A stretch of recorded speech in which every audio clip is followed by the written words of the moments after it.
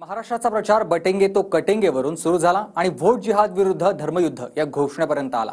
उद्धव ठाकरेंनी फडणवीसांच्या धर्मयुद्ध या शब्दावर आक्षेप घेतला। त्यावरून TV9च्या मुलाखतीमधून फडणवीसांनी ठाकरेंना चॅलेंज दिलंय। पाहूयात। एक है तो सेफ है और बटे थे तो कटे थे। हम एक रहेंगे तो सेफ रहेंगे। ये महाविकास आघाड़ी की 269 सीटों पर जाहीर की जाए। वोट जिहाद होणार असेल आता मतांचं धर्मयुद्ध हे आपल्याला देखील लढावं लागेल। तुम्हाला धर्मयुद्धाचा अर्थ कळतो? तुम्ही सरळ सरळ या देशामध्ये या महाराष्ट्रामध्ये दंगलीला प्रोत्साहन देतात। उद्धव ठाकरे जी तुम्हाला खुलं आव्हान आहे, माझ्या धर्मयुद्ध शब्दावर तुम्ही आक्षेप घ्या। मला माहिती आहे तुम्हाला जिहाद शब्द आवडतो। महाराष्ट्राचा प्रचार अखेर बटेंगे तो कटेंगे, एक है तो सेफ है, वोट जिहाद आणि धर्मयुद्धावरून फडणवीसांनी उद्धव ठाकरेंना चॅलेंज देऊन थांबवला। मुस्लिम पर्सनल लॉ बोर्डाच्या सज्जाद नोमानी यांनी वोट जिहादचं आवाहन केल्यानंतर फडणवीसांनी धर्मयुद्धानं उत्तर देण्याची घोषणा केली। त्या धर्मयुद्ध शब्दाला आक्षेप घेतल्यानंतर फडणवीसांनी देखील आक्षेप घ्याच असं म्हणत ठाकरेंना TV9च्या मुलाखतीमधून चॅलेंज दिलं। देवेंद्र फडणवीस, तुम्हाला धर्मयुद्धाचा अर्थ कळतो? तुम्ही सरळ सरळ या देशामध्ये या महाराष्ट्रामध्ये दंगलीला प्रोत्साहन देतात, पण धर्मयुद्ध या अनिल या शब्दावरती आक्षेप निवडणूक आयोगाकडे नोंदला पाहिजे आणि बॅगा तपासणाऱ्या निवडणूक आयोगाला सांगायचं की यांचा शब्द तपासून मला सांगा। मी तर त्यांना खुलं आव्हान देतो। उद्धव ठाकरे जी तुम्हाला खुलं आव्हान आहे, माझ्या धर्मयुद्ध शब्दावर तुम्ही आक्षेप घ्या। मला माहिती आहे तुम्हाला जिहाद शब्द आवडतो, तुम्हाला धर्मयुद्ध शब्द आजकाल आवडत नाही। तुम्हाला जिहाद शब्द जवळचा झालाय, तुम्ही जरूर आक्षेप घ्या। मी तुम्हाला खुलं आव्हान देतो। सज्जाद नोमानींनी दंगलीतले खटले मुसलमानांचे परत घ्या म्हटलं। त्यांनी सांगितलं जे भाजपला मदत करतात त्यांच्यावर सोशल बायकॉट करा। हे दंगली नाही आहेत, त्याच्यावर बोलत नाहीत, त्याच्यावर बोलत नाहीत, कारण आता ते हिंदू हृदय सम्राट शिवसेना प्रमुख बाळासाहेब ठाकरे यांचे सुपुत्र राहिले नाहीत, ते जनाब बाळासाहेब ठाकरे यांचे सुपुत्र झाले आहेत। हा त्यांचा प्रॉब्लेम आहे। TV9च्या मुलाखतीमध्ये बटेंगे कटेंगेवरून उद्धव ठाकरे यांनी भाजपला चॅलेंज दिलं होतं। देशात मुसलमान हवेत की नकोत हे भाजपनं जाहीर करावं असं उद्धव ठाकरे म्हणाले होते। ह्यांचे मशिदीतले फोटो मी दाखवू? मशिदीत जाऊन किंवा इतर ठिकाणी जाऊन त्यांचे टोप्या घालून एकमेकाला घास भरवतानाचे फोटो दाखवू? मोहन भागवत जामा मशिदीत गेलेल्याचे फोटो दाखवू? मोदी मशिदीत गेल्याचे फोटो दाखवू? तुम्ही एकदा जाहीर करा की तुम्हाला मुसलमान नकोत आणि तुमच्या पक्षात जेवढे मुसलमान आहेत तेवढे काढून टाका। चला, माझं जाहीर आव्हान आहे, तुम्ही जाहीर करा ना।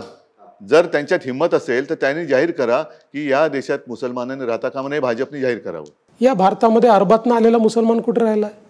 हे सगळे जुने हिंदूच आहेत, एकेकाळचे हिंदू आहेत। त्यामुळे आम्हाला त्यांच्यापासून प्रॉब्लेमच नाही आहे। जे लोक या ठिकाणी भारतामध्ये राहून पाकिस्तानचं गुणगान करतात, जे या ठिकाणी राहून जिहादी काम करतात, जे या ठिकाणी राहून आतंकवादी कारवाया करतात, जे या ठिकाणी राहून काश्मीरच्या विरोधात बोलतात, त्यांच्याबद्दल आम्हाला प्रॉब्लेम आहे। त्याच्यामुळे मला असं वाटतं की उद्धव ठाकरेंना हे समजच नाही आहे आणि मी उद्धव ठाकरेंना हे सांगू इच्छितो, आमचा आक्षेप कशाला आहे? पाय चाटण्याला आहे।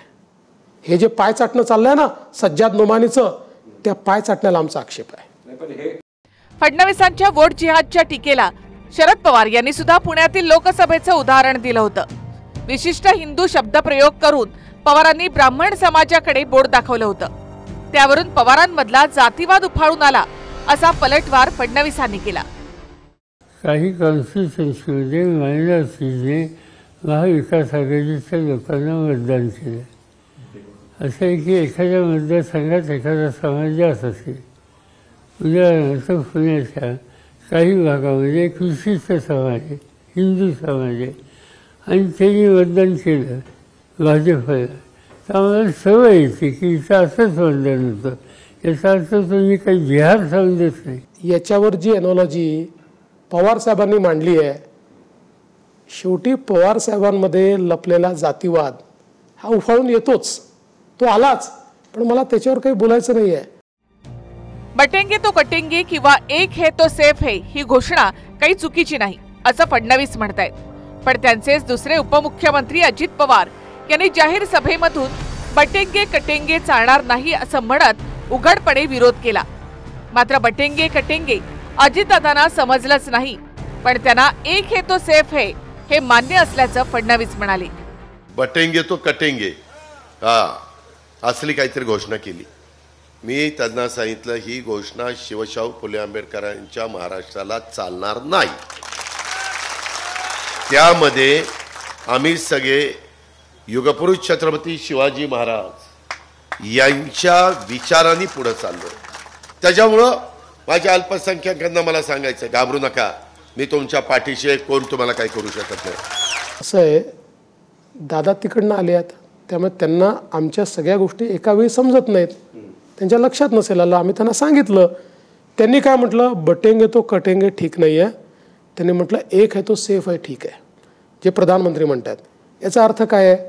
याचा अर्थ एका ग्लासात अर्धा ग्लास पाणी आहे. त्यांचं म्हणणं आहे की ग्लास अर्धा रिकामा आहे म्हणू नका, ग्लास अर्धा भरलेला आहे म्हणा. आम्हाला मान्य, आमचा रंग तोच आहे, तोच राहणार आहे, भगवाचा आहे. अजितदादा यो का कोणी भगवे नाही झाले, नाही ते होतील, एका दिवसात कोणीच होत नसतं.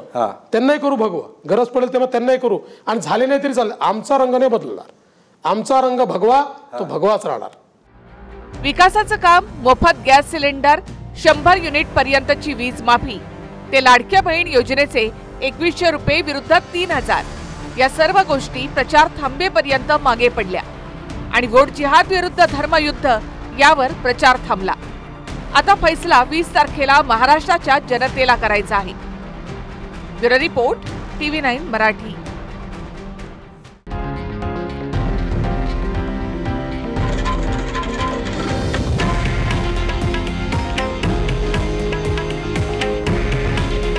हे आहे देशातील नंबर 1 न्यूज नेटवर्क आणि आपण पाहत आहात TV9 मराठी. काळजी तुमची, हित महाराष्ट्राचं.